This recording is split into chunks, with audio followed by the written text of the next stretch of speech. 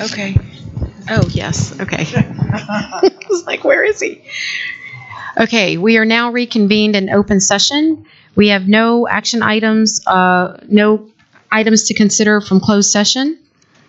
We are going to postpone the education technology plan update until next week, Mr. Pham. In the interest of getting done before midnight tonight, we're going to do that. And we'll now proceed with the technology internal audit. Thank you for being here and for waiting so patiently.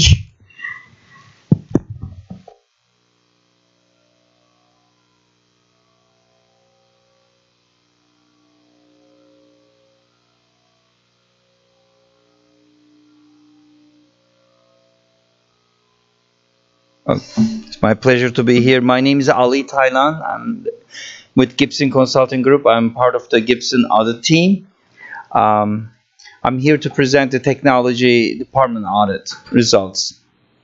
Before I start my presentation, I'd like to thank Mr. Pham Long and his team supporting me through the audit and providing me data and support.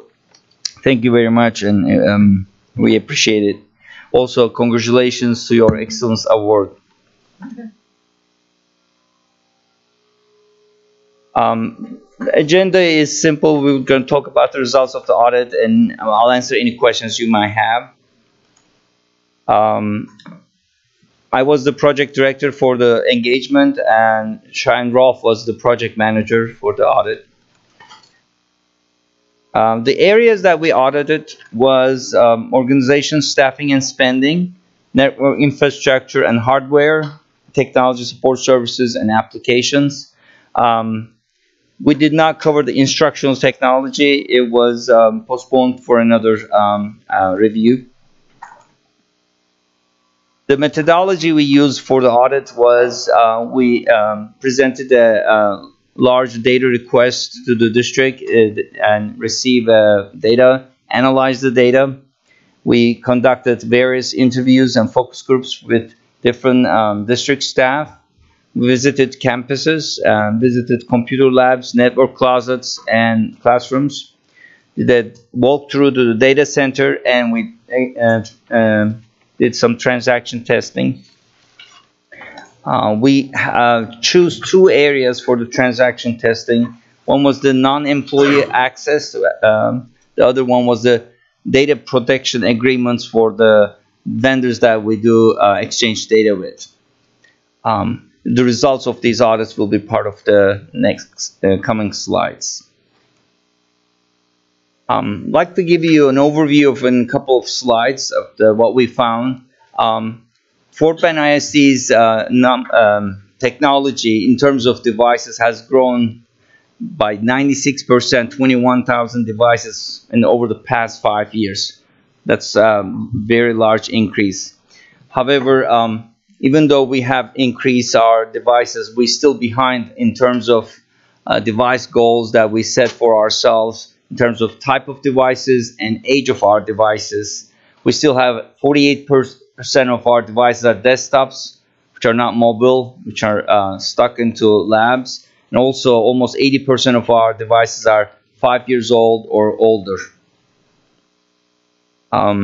With the increase of the technology devices, our technology organization also grown, but in a slower rate.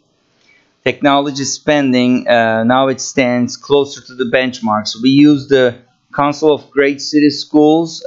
They have published materials that we can compare districts your size. And currently, technology expense per student for Fort Bend is $204. That is slightly below the median results of the Council of Great City Schools. We found overall technology is a well-functioning unit within the Fort Bend ISD with a high customer satisfaction. Before I go over the recommendations and findings, I'd like to point out that we found 2 best practices and commended the district for it. Information security position, that is report to CIO, and data integration unit that reports information technology that helps integrate data with the your third-party vendors. There are three major findings I'd like to point out before we go each individual finding. First one is we do not have a fully funded technology refresh plan that allows for a sufficient number of mobile student computer devices to be distributed equally among the district schools. Second finding, one of the major ones, is the district does not have a dedicated personnel assigned to conduct non-instructional technology training. And the last one is the district does not have assigned data protection agreements with all vendors that with whom they share data with. The next three slides are the recommendations. There are 13 of them that we identify.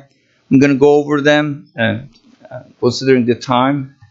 And if you have any questions at the end, please let me know, and I'll explain more detail if needed to be. Based on the number of investments we do in technology, we recommend that the district identify and track additional key performance indicators so they can measure efficiency for this area. As we said earlier, we recommend the district assign responsibility for district non-instruction technology training. We also indicated earlier to develop, implement a fully funded student computer device refresh plan that distributes devices equitably among Fort Bend ISD schools. We know that the district made great progress on data center. However, we believe that the district next step should be developing a comprehensive disaster recovery and business continuity plan and test it periodically.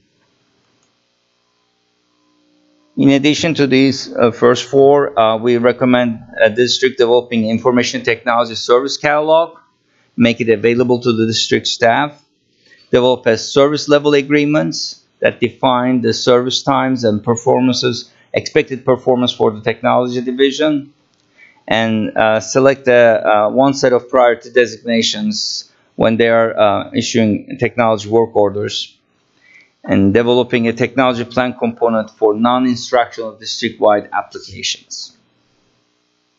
The next four recommendations come from the transaction testing that we performed. The first three are about non-employee access to the system. We recommend that all non-employee access should have a termination date, and we recommend district to maintain a formal documentation for the non-employee access request and ensure that all non-employee access accounts are timely terminated. The last two recommendation is based on the testing of the data sharing agreements. We recommend that all vendors who district shares data with should sign the district data protection agreement, and those vendors, when they renew their agreement, they should re-sign it and up-to-date their contracts. That's conclude the presentation. Thank you so much. Appreciate that. Do we have questions or comments from the trustees? It's very thorough. We appreciate it. Thanks for providing the reading ahead of time as well. Thank you.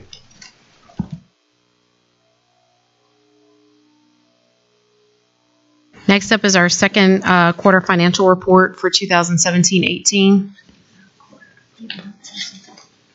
Is it our second? It's our third quarter. That's right. Thank you. Mr. Bassett.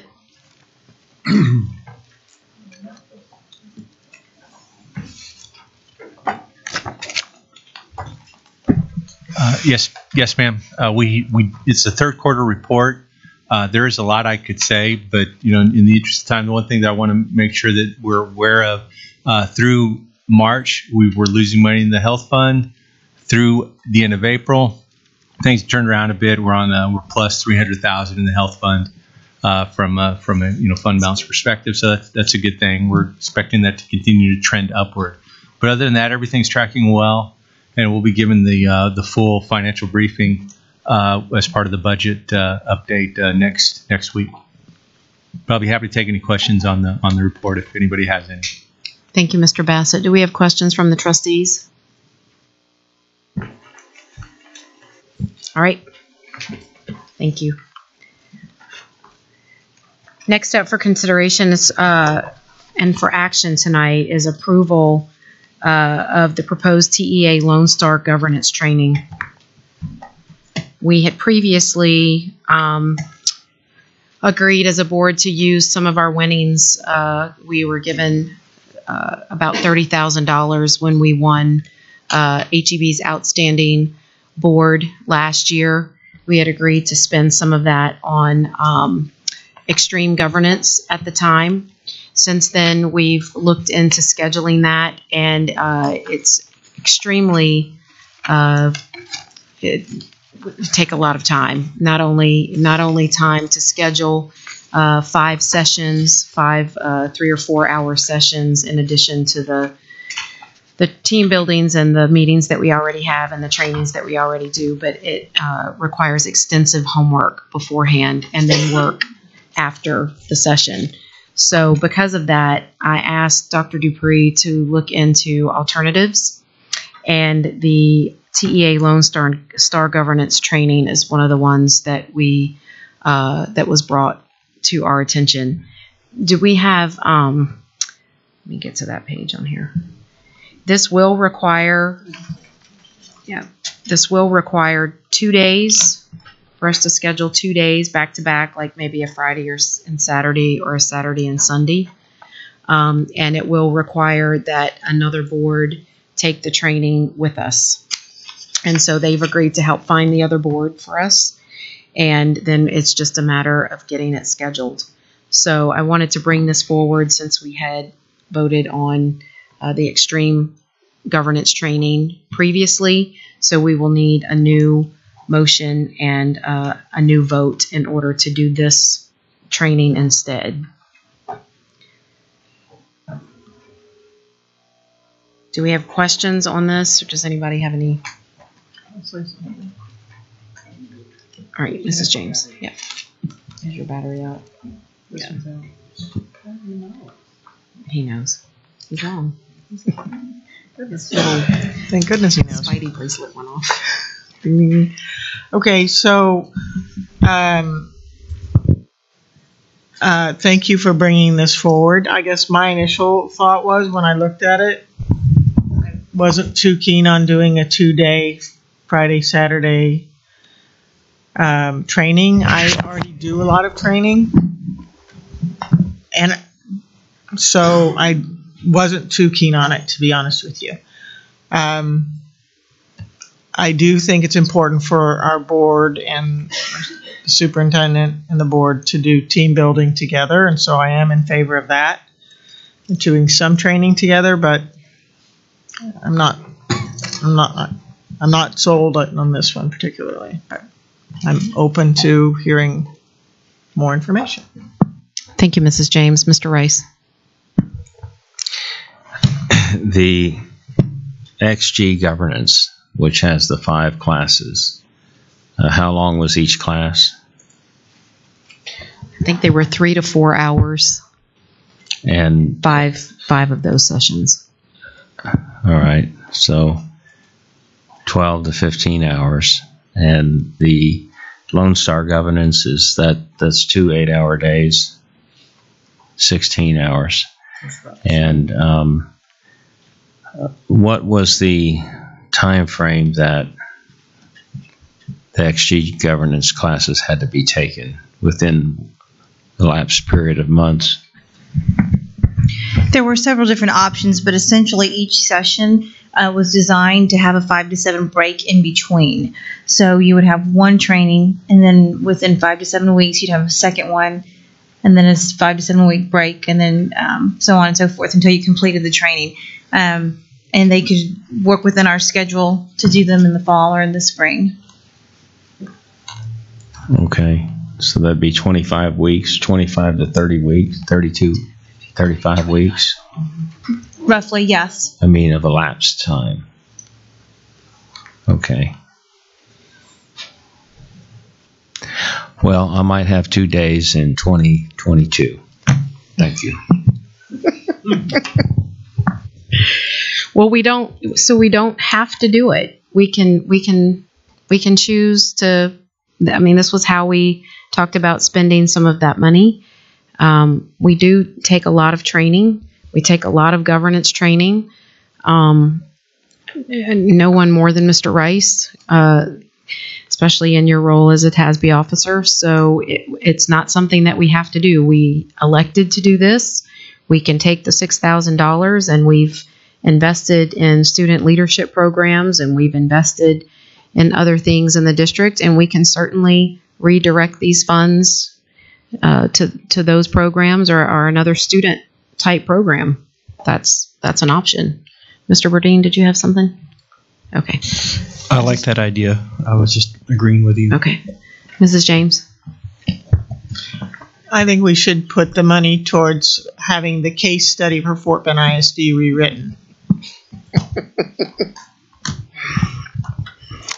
That's not a bad idea. Any other? Okay, well, so if someone at this point, we just need to, maybe someone should make a motion to, if we agree that we will not spend this money on the training, then perhaps that's the motion we should be taking, and we can decide at a later date how to spend this additional money.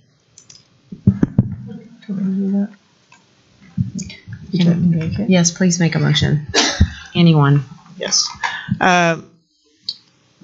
Mrs. Tossan, I move that we withhold investing in the training, the Lone Star governance training, and consider other options for spending our HEB Excellence in Education Award money. At a later date. At a later date. Second. All right, we have a motion by Mrs. James and a second by Mr. Rosenthal. Do we have additional discussion? All right, hearing none, please vote all in favor by show of hands. All right, motion passes unanimously. We'll bring it back for discussion. We can decide how we want to spend the money in the future.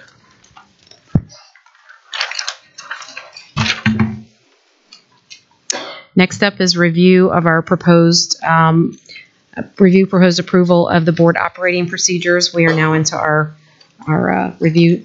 agenda review.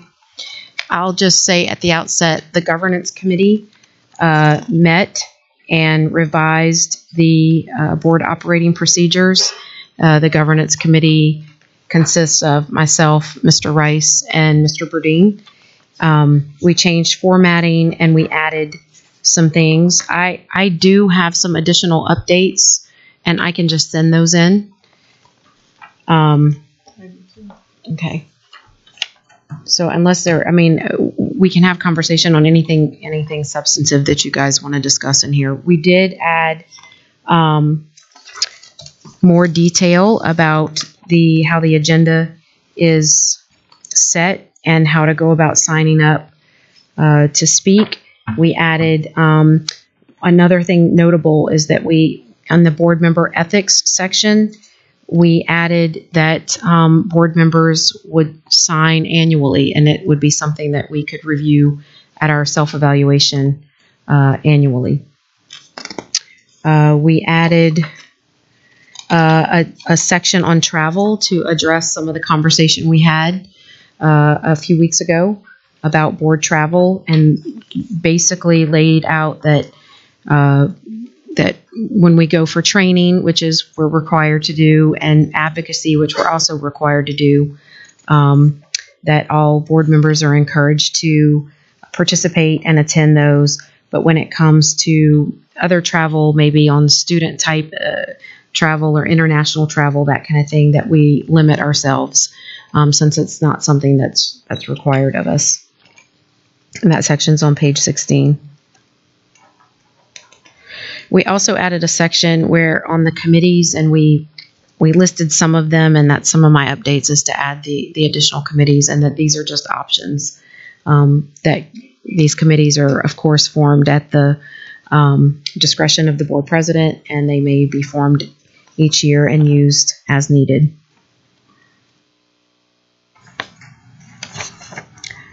Mr. Rice or Mr. Burdine, did y'all have anything you wanted to add?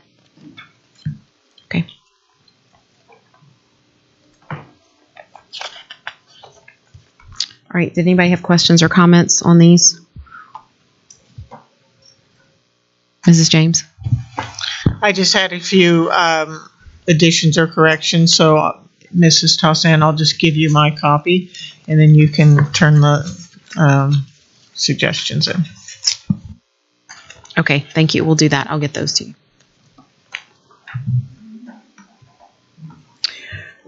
Okay, next up are the review of the meeting minutes from the previous meetings. Do we have any questions or comments on the meeting minutes?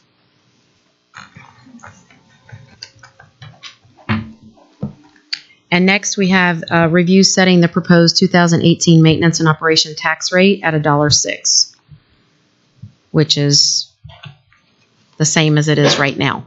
So no change in the tax rate. Yeah, so this item, the next one, and the item after that, those are the items that we'll usually do the month before the budget presentation, where we say what the tax rates will be, and we establish the date so that we can publish, so we can do our mandatory notices that we have to put into the paper.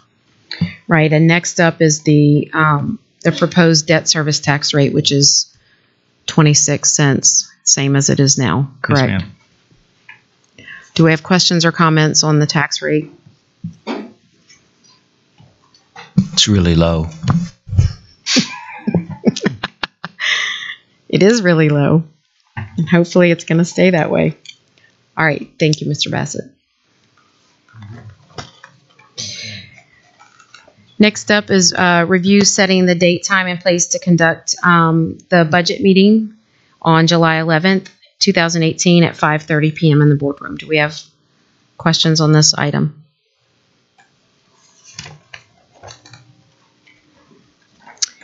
Okay, and then next up is to review professional consulting services on our curriculum, to contract with vendors to provide job-embedded professional learning in the Academic Affairs Division. Do we have questions on this particular item?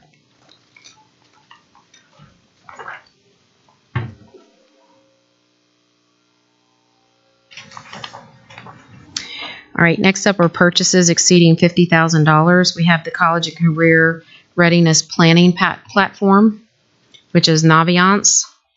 It's what we're currently using. And this is to extend that. Do we have questions on Naviance?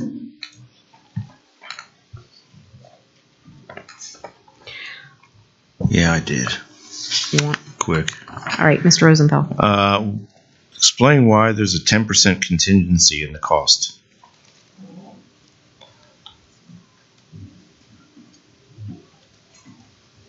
Really, it's really just to be on the safe side for student growth. So, but we're not expecting to spend more per student on this than what's listed. So this total cost or the prior to the total cost, they actually do. I mean, how do they know how many students that we have? Well, we tell them. We have to have a login, right? Each student has a login. Is that how they tell? Yeah.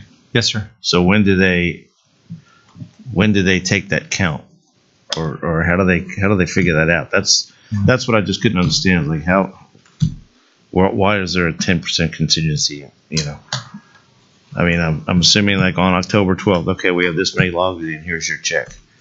Mitzi can probably answer that better than anyone.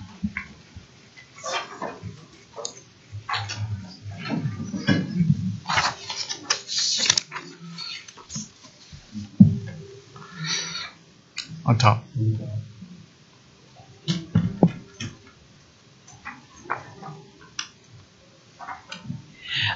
When we do the contract or the contract renewal, we give them a snapshot at that point in time, and that's where the count comes from.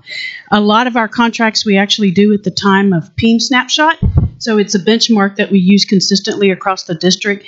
But when we negotiated this contract, it was a count of students that we had in the various grade levels for, at the various schools, because it's entity by entity that we contract for. Okay, so if I guess we have a spike, then you're covered. Okay, all right. Just to be on the safe side.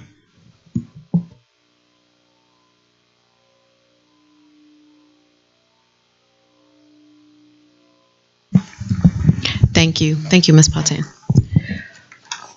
All right, next up is review of the proposed international student travel for Clement students to participate in the Japanese exchange program. This is an exciting opportunity. Do we have questions on this?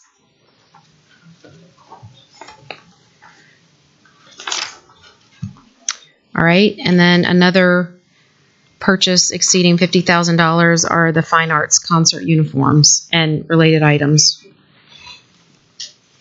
Questions on this?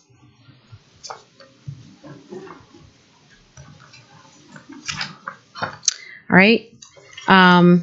Next is our proposed MOU between Fort Bend and Wharton County Junior College to facilitate the English language learning offerings in Fort Bend ISD. I love this. Yeah. Me too. We like this. Do we have questions on it? Or any other comments?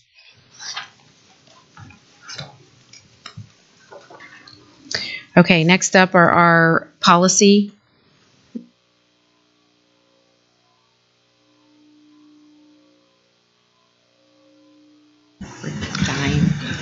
Well, we don't have an update on this. We don't have any. I don't have anything to say. The committee hasn't talked about this yet, so I think, Dr. Dupree, that you're meeting with the committee, or maybe you can tell us what the plan forward is. Well, I'd ask Oscar, since this was on the previous workshop agenda last month, I asked Oscar to kind of go ahead and talk to the board through it this evening, knowing that we'll be doing another meeting with that committee on Wednesday before we move forward for recommendation for next week. Do we want to do that now, or do we want to just do it during the, I mean, I don't know how long it's going to take. Well, it will just take a few minutes, I think, just talking about the intent of the policy. Yes, sir. So the main change in the policy that we've worked through is to go ahead and ask the board to be able to allow the movement of money within categories within an approved budget that we would be bringing to the board, such as one that we'll be talking about here in just a little bit. And then what we've done is we've also developed reports to be able to go ahead and report out anytime that there is a movement from any category. We would, if we were going to do anything that required getting money from either a program contingency, that still comes to the board just like it always has. We would not be going, or if we were going to exceed the proposed budget, that would have to come back to the board to get approval. So this is just to allow us a little bit of latitude to be able to work within categories as we're going through the construction process, because a lot of these things, come up fairly quickly, and we need to, keep the projects moving. All right. Thank you, Mr. Perez. We appreciate the overview. The policy committee will meet this week and do their work, and then we'll get, if there's an update, then we'll get it presented in our packet, and then we can, if we have questions, we'll talk about it at the meeting. All right. Thank you. All right, next up is proposed approval of the new positions for the 2018-19 fiscal year. There are several. Do we have questions on these positions?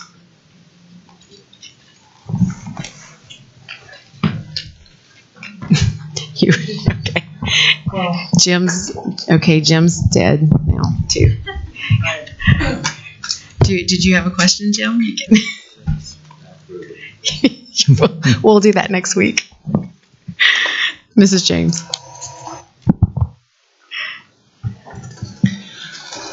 I guess my question is, how are we going to pay for it? Yes, ma'am. So as part of the budget process next week, we'll be able to demonstrate that we'll be bringing in a budget that'll be balanced with enough economic stabilization, since we won't be using all of the $12 million that we had set aside for the current year, and we'll be able to adopt a plan that includes these positions that still has the 90 days of fund balance. And so, and at that time, we'll also be showing our forecast for the out years. Whenever we present these positions, we'll be able to show how they relate to our plan and the board goals, by board goal. And so we'll be demonstrating that in the meeting on next Monday. Okay, well, that sounds good, and I know these things are all part of our board goals, and I know that they help us work towards it. So it's not these particular things that I'm worried about. It's more, what are we eliminating from our budget? Because if we look at the last 5 years, our revenue is flat, and if we look out 5 years, our revenue is going to be flat at the best case. So I'm just trying to understand, and at 1,000 more students a year, how do we sustain it, and how do we do this? And so I'll look forward to next week and seeing your presentation on the budget, but I would also, hopefully as part of that, we can look out 3-4 years to see what it looks like going forward, because I'm just nervous that we have to cut something, and so I want to understand what that is. We did show the board a month or so ago, almost 13 million in cuts that we have, put forward part of the plan. And so he's dead.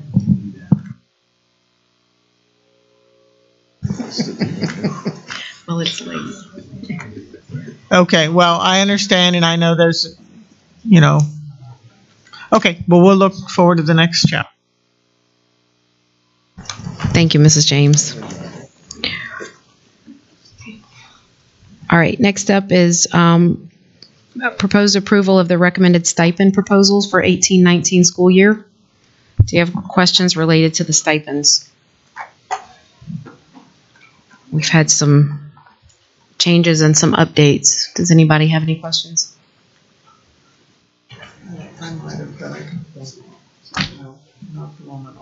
Okay, call somebody. At this point. All right, next up is approval for an interlocal agreement regarding participation in the Purchasing Cooperative of America in Region 3. Do we have questions on this interlocal agreement?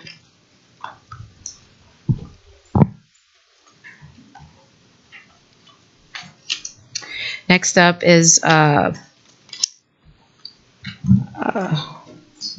approval of the Municipal Utility District 134B commitment letter for water and sewer for Fort Bend ISD Elementary 51, the one that's being built in Aliana. Do you have questions on this item?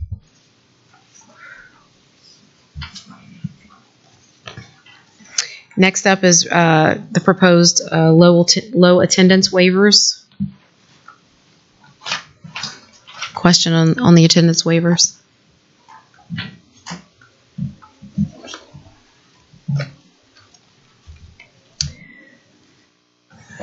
All right, purchases exceeding $50,000. We have the Mercer Stadium light poles replacement. This was a job order contract with Jamil and Smith Construction. Do we have questions or comments on this item?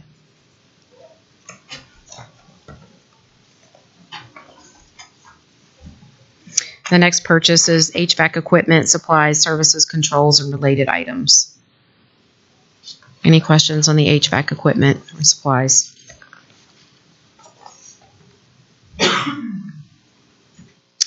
The next purchase is fire extinguisher maintenance service and new equipment purchases.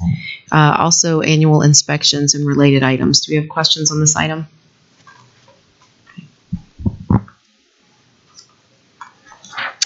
And the last purchase is the Employee Assistance Program from Alliance Work Partners, and this is through a Purchasing Cooperative of America. We have questions on this one.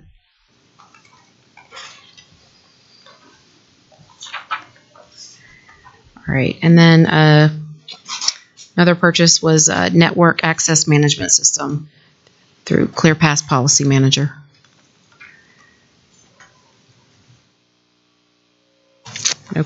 No, we're good long.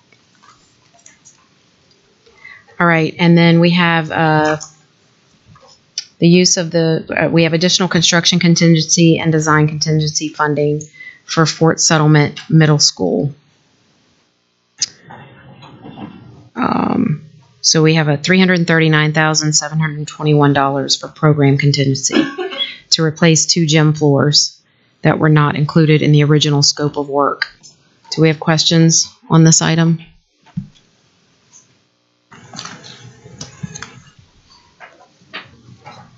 And then we have consideration for use of the 2014 bond program contingency, $14,268,733. No, sorry. No, that's not right.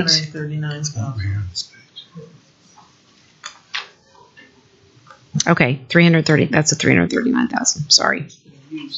Go to the next page, Kristen. Questions related to the previous item. And then the proposed construction contract for Elementary School 51. Is he going to tell us about it? Please. Yes, ma'am.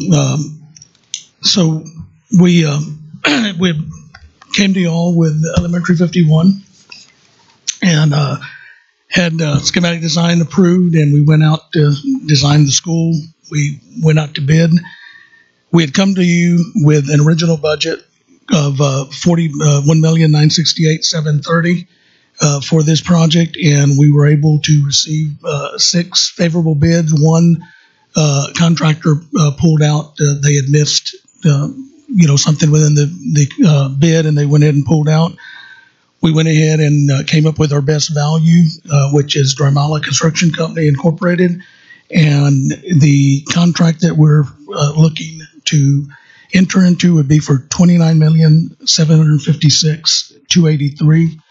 And so what this does is, I had mentioned earlier, this is a resolution. So we actually have come in below by a little over $3 million, $3.6 million that we will not be utilizing at this time.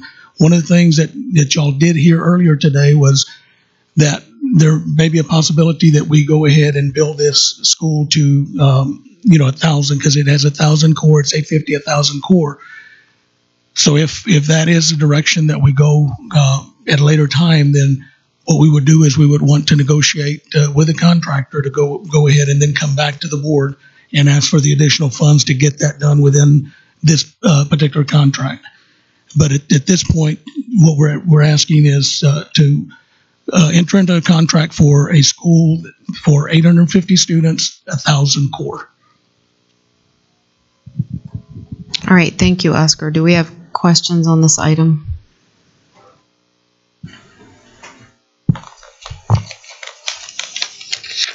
All right, next up, we're going to hear audience responses. So as I said earlier in our meeting, we have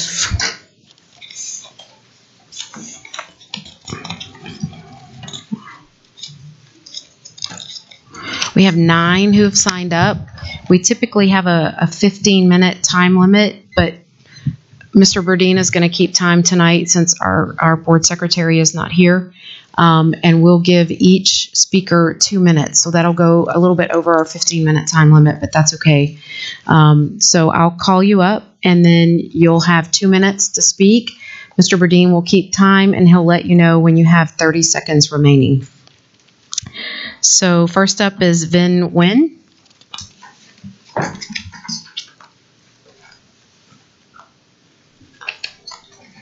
Did Vin leave? Okay.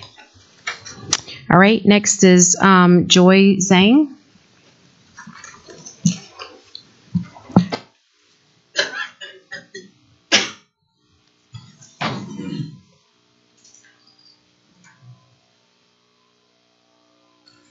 Thank you. Okay. Respected board members and Dr. Dubre, thank you for giving me this opportunity to speak to you tonight. My family moved into Fort Bend ISD and bought our house in Riverstone in 2003. That was when Riverstone started building its first subdivisions. We lived here since. Our kids were born here and attended school here. 15 years passed. Riverstone has grown from a community with only 2 small subdivisions to one with more than 5,000 homes and more than 4,500 school-age kids. Only one elementary school was built in the area to accommodate this huge growth. According to PASA projection, within 10 years, the number of school-age students from Riverstone area will be around 6,000. Another 30% increase from today. Our current school system simply cannot support that many students. I have presented to you some data analysis we did based on PASA projection. It clearly indicates that even if we completely balance the enrollments among all schools, all the middle schools and elementary schools in the First Colony and Sienna Plantation area will reach 120% utilization by 2026. 30 seconds. To address this capacity shortage, we propose a long-term solution that will work for at least 15 years. Build a new middle school with capacity of 1,500 in Riverstone area where land is still available. Zone Riverstone and Colony Lake students to this new school. Zone other middle school students in First Colony area to Fort Settlement. The new school both schools will be utilized with around 100% utilization for years to come. This leaves room for unexpected growth and rooms for Sienna Plantation students when their middle school become too crowded. Thank you for your consideration. Thank you. Thank you for being here this evening and for waiting so long to get to speak. Erin Miles. Good news. I had to rewrite my speech while I was sitting here tonight, so it's much shorter. My name is Erin Miles. I'm a proud Fort Bend ISD graduate and a Fort Bend parent in the Ridgepoint High School feeder pattern. I spent immeasurable hours over the last few weeks reviewing data, crunching numbers, and interviewing people from around the state and country about innovative programming. I've tried to listen tonight with an open mind, but I would be remiss if I didn't say our area is concerned. We see other parts of the district getting facilities. We see added elementary school capacity in our feeder pattern and the feeder pattern of those near us. And the answer for our dangerously overcrowded high school is flexible scheduling. While I appreciate staying away from rezoning for now, this option completely ignores what the steering committee had recommended and brings more questions than answers. Can or should a 13 or 14-year-old kid really be treated like a college student? Is this developmentally appropriate? What about the impacts to our teachers, parents, students, transportation costs? How long do we try this? What does success look like? What if it fails? Where do our kids go then? Why is it okay to experiment with our kids while other solutions are met with brick and mortar solutions? What happens beyond 2025? And why is it okay to respect community schools until you get to the high school level? And a quick thank you to Mrs. James for actually caring about the students of Hightower High School. All of these may have been already considered, but I don't think I'm alone in saying that we need immediate feedback on exactly how this would work so we can make up our minds of how to vote on a bond that includes no other options for our students. Asking one of the largest growing areas of your tax base to support an $800 million plus bond that only includes a trust me clause is risky. I respectfully ask the board if you're willing to take that risk. Thank you for being here. Orjanelle Lewis. Did I? Good. Shorter. My name is Arjanelle Lewis, and I'm a resident of North Creekmont Subdivision. I want to begin by thanking this board for tackling this issue this year. I'm speaking to the board today to ensure that those of us in the Hightower feeder pattern are not overlooked in this process. We are hardworking parents who care about our children, the students of Fort Bend ISD, as much as all of the parents in this district. I appeal to you to consider 4 things. Number 1, please do not move all of the academies into one school. That will not assist with the 10% issues you have spoken of today.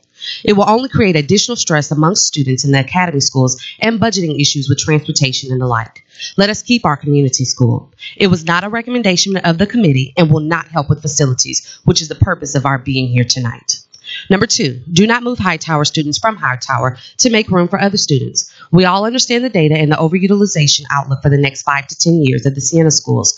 While there are several suggestions floating for that community, it is not fair to displace those students who live closest to Hightower to make room for other students. Number 3, it is clear that the students of this area need and have needed a middle school to feed into this feeder pattern. Not only is Hightower the only high school in the district without a dedicated middle school in this feeder pattern, the 2014 steering committee data reflected a need for a middle school, and a middle school will help with the potential overcrowding in Siena middle schools, as well as house the overcapacity students at Parks, Palmer, and the proposed new elementary school. In fact, the land for sale at the corner of Highway 6 and Fort Bend Tollway would be a perfect location to house our district's new 30 seconds. Lastly, please properly zone students to their newer schools. I don't think any additional comment needs to be made on this behalf because it appears this is the goal of the district and especially this administration. I implore each of you to do what is best for this district by ensuring that we look forward not just 5 years, but at least 10 to 15 years at a time. Take care of our communities, take care of our schools, and most importantly, take care of our children. Thank you. Thank you for being here. Sai Vudata?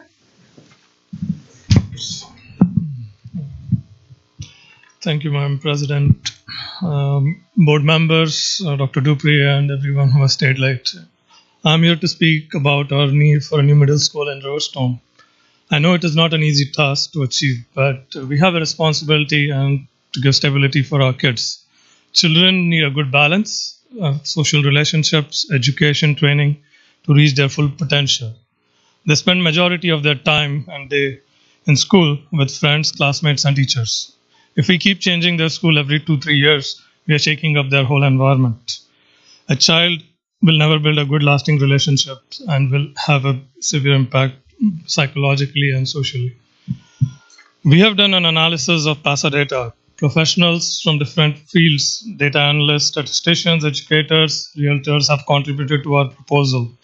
Our analysis show we need a room for 1,070 additional kids in middle school by 2028. And the only way this can be handled is by building a new middle school in Riverstone.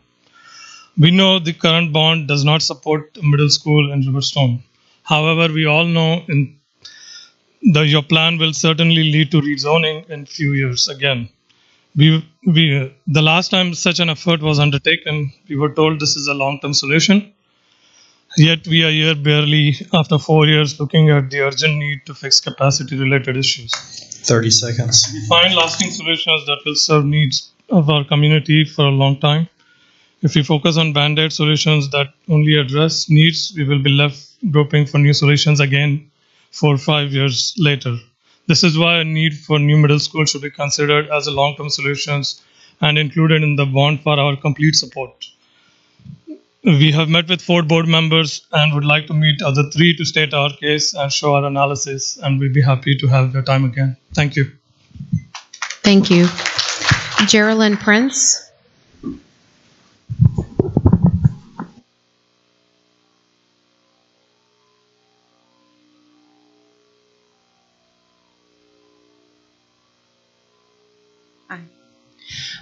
First, thank you for allowing me to speak tonight. My name is Geraldine Prince. I live in the Hightower High School feeder pattern. And I wrote a speech that was really nice about 3 or 4 hours ago, but I really don't even want to give it. I just want to talk to the board about Hightower High School and the way the presentation was given and the conversation surrounding that. I appreciate that you guys discussed a lot about community when you talked about the other feeder patterns and keeping kids together and keeping communities together. I was extremely disheartened and very emotional about the fact that when it got to Hightower, not one person said anything about that community except Miss James. One person asked about our kids. Everybody else was only talking about the academy and what they could do with the school, but nobody talked about the kids that you're going to take out of that school to put that academy in there. My oldest son graduated from Hightower. I'm hoping my younger son will attend Hightower. There are children at that school. I understand it's numbers and it's data, and I appreciate that. But please, at the very least, when you talk about these things, remember that there are kids at all of these schools, not just the ones that have the bigger houses in the nicer neighborhoods. Some of us are single parents. Some of us work hard and just choose to live where we live. But our kids are important to us. So at a minimum, discuss this like these are children that you're talking about and not just numbers. Not for some schools, but for every 30 seconds. school. You're going to have a sea of green out here for every meeting. You're just not. We have parents that work. We have parents that can't come. But those of us that can come, we're here and we're asking you to consider our kids when you consider these decisions that you're making. Thank you. Michael Beckelman.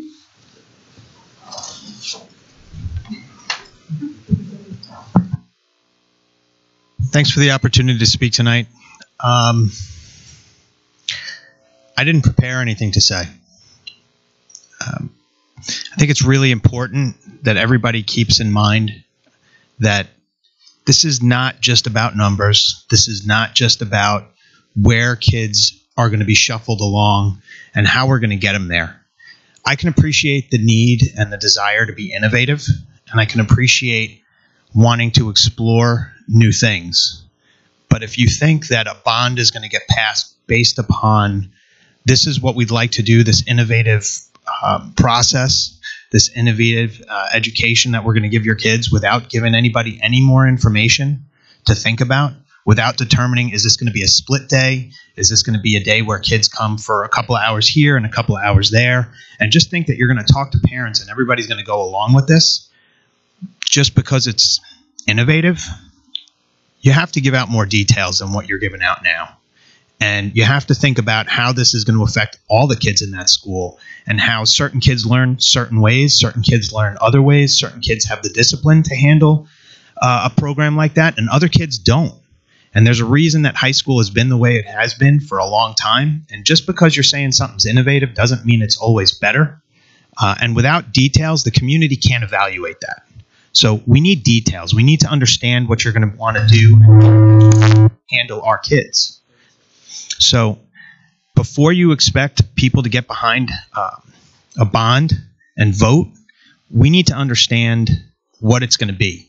And as far as long-term planning, I got to say, I think everybody's given it a really good shot, but you're looking 2, 3 years, 4 years out, and nobody's talking about the need that there is going to have to be another high school built in the Southwest Corridor. It's going to have to happen. So you guys need to think about that. Thank you for being here. Jason Dobrolecki.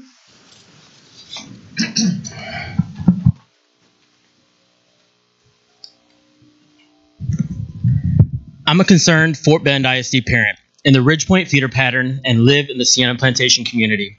We believe our schools are the cornerstone of our community. Our children's friends are there, beloved teachers are there, and in many cases, they spend more time in those walls than they do here at home.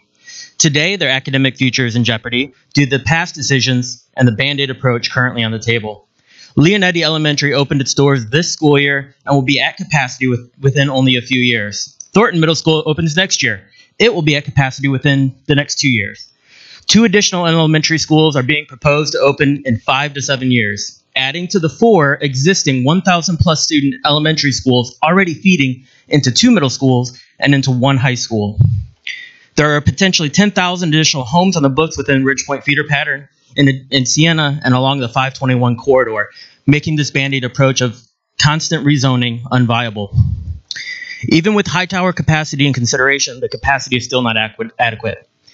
Many in the Ridgepoint High School community and feeder pattern feel the same as I do. In the past few weeks, we've gathered 2,500 neighbors on our Facebook group and 1,000 on our website who are watching for our next move, and I'm sure many of you have seen their emails. We're waiting to either support an upcoming bond if capacity needs are addressed or fight to bring it to a halt if our community continues to be ignored. This is not a binary decision. It's not rezoning or split schedule. We need bricks and mortar to support the fastest growing region of the district.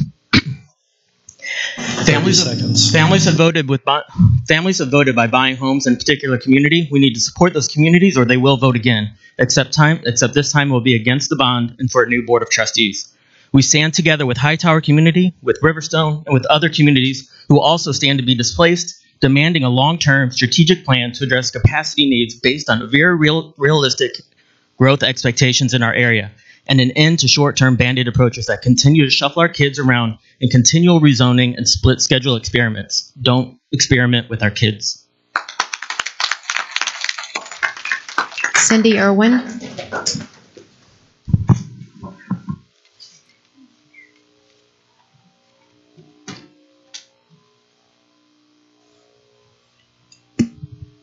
Not very good with the mic. Dr. Dupree, members of the board. My name is Cindy Irwin, and I'm also from the Ridgepoint feeder pattern, but I'm a graduate mother. And I was a very active Fort Bend volunteer and worked on the 2007 bond steering and bond oversight committees. I had a son that my family was personally affected by the February 2003 bond failure that was failed because Sugar Land and the West Side decided that the Sienna Plantation neighborhood didn't need schools. Delayed Baines a year. Our sixth graders sat at the elementary schools, which was another experiment that some people lauded and said, what a great thing. Well, it didn't work so well for my son. That was the year of Katrina. They didn't have middle school teachers that came. They thought it was going to be a good idea, but it didn't work out so well. Those same students moved into Baines 3 days after occupancy to teachers who didn't know that those kids were inexperienced. Then my son and his cohort, and the two cohorts above him, were split between Elkins and Ridgepoint. Many of us stood here begging the district to zone those kids and to put those cohorts in to the high schools in such a way. Prior to that, we were zoned to Hightower. The entire district, the entire area. 30 seconds. I'd like to say I don't think you're doing enough for Sienna South. Most of the people I talked to are not for the flex schedules.